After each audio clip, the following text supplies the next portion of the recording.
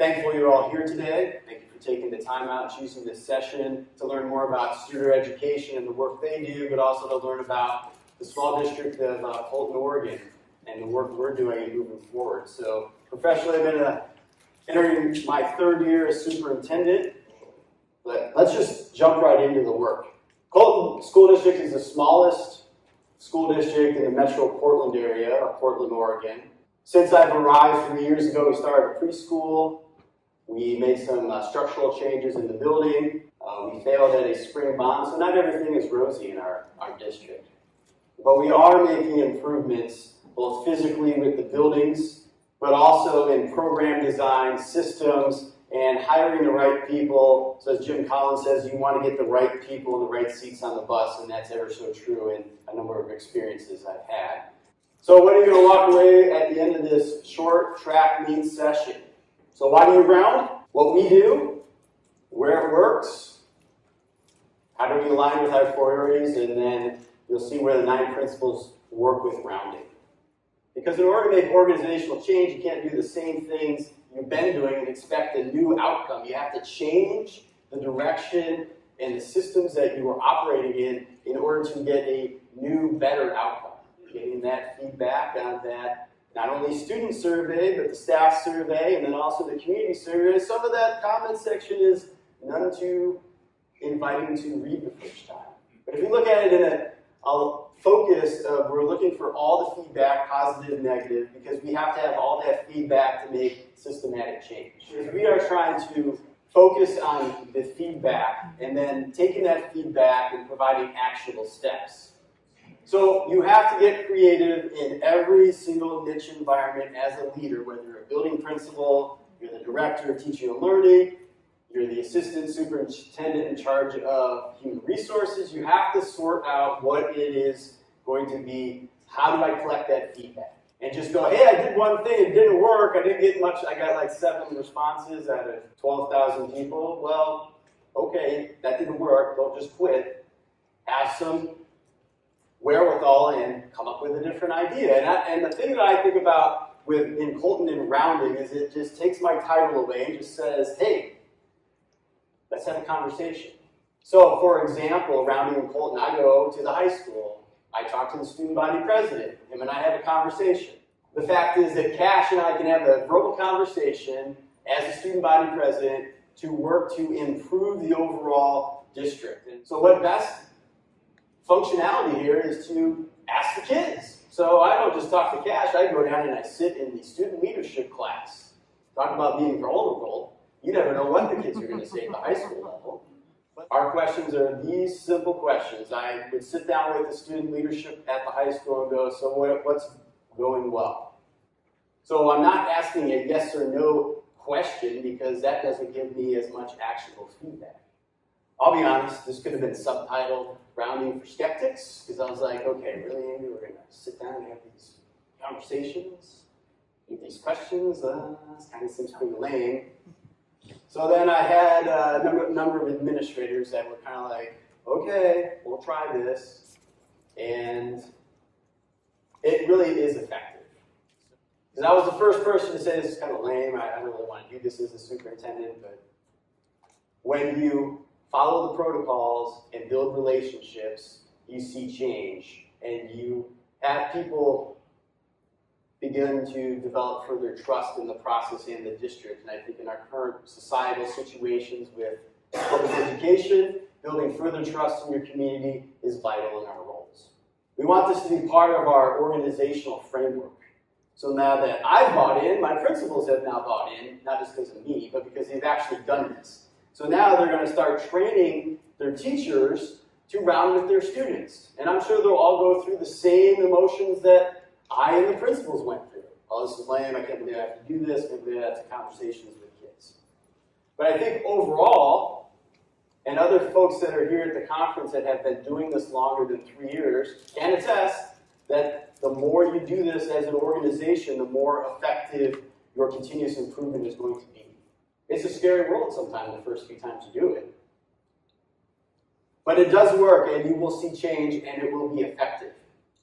We're not doing this predictively. We're not just going to sit down and have a discussion and I'm not going to do anything with it. I'm not just sending out an empty survey that's not going to provide any fruit. It's not a one and done conversation. It's something that you can follow up on, as I will meet again in a couple of weeks with the high school leadership group, as I work with my admin staff next week when I return. But it's an idea in which you're delivering an opportunity for feedback, you're having a conversation, you're giving gratitude to the people for taking their time to talk to you, even though you might have a to-do list that's 7 pages long as the superintendent or director or principal. I want to encourage you that this works when you make time for it, because it is important, because people matter. If you put people first in public education, we will collectively see better outcomes. And that's really at the end of the day, as leaders, we are figuring out how we can support our students, staff, and our community better. We want to look at to break out of some of our siloed work environments where some of us might sit in a cubicle or an office for days on end and not go out and see students. We want to remove barriers of positional titles and understand that this is a unified front to move the district forward for continuous success of all kids, because every kid only gets one shot at each grade. And then I look at this as this whole process improves customer service. If you're looking at it from a positional, from my overarching view as the superintendent, I want my leaders to serve their staff and their students. As a team, how can we work together to solve what ideas have been brought to the table? And how can we use that information from rounding and from surveys to help the overall success of the organization, in this case, the school district? These conversations don't have to be long.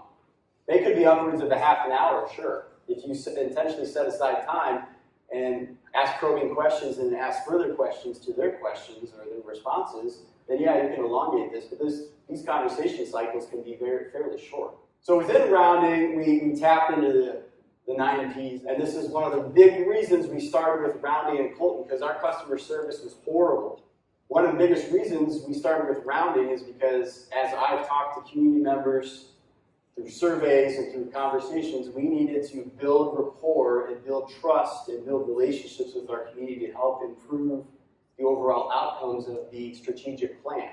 And lastly, this helps communication at all levels. This helps the principal who's shy, that's not a real people person, to the person that's been an administrator for 25 years, that's 70 years old, that is great with the kids, but some of his other functionality of his duties, he's not as strong.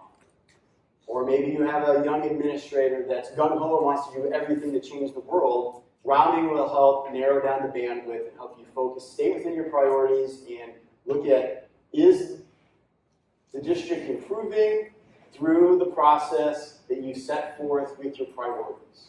So one of my most favorite things that Dave said today was that he was a skeptic when he started rounding. So I cannot tell you how many times I introduced the idea of rounding.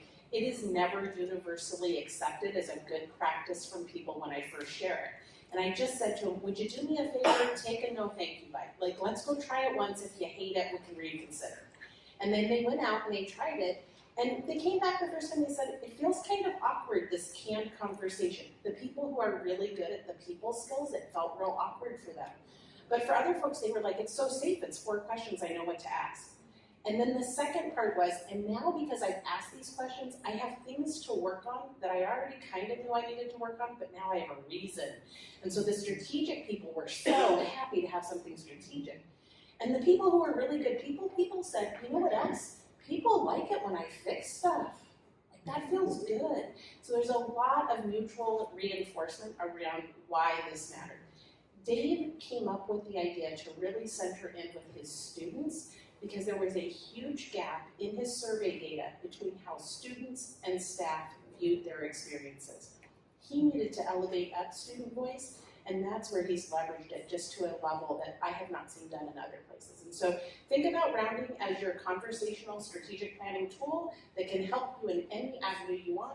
Which audience you start with, that's up to you, but the same principles will apply. What's working, what's not, who do I think, and what would help you be better in whatever role you're in. It's not rocket science. The simplicity is what makes it amazing.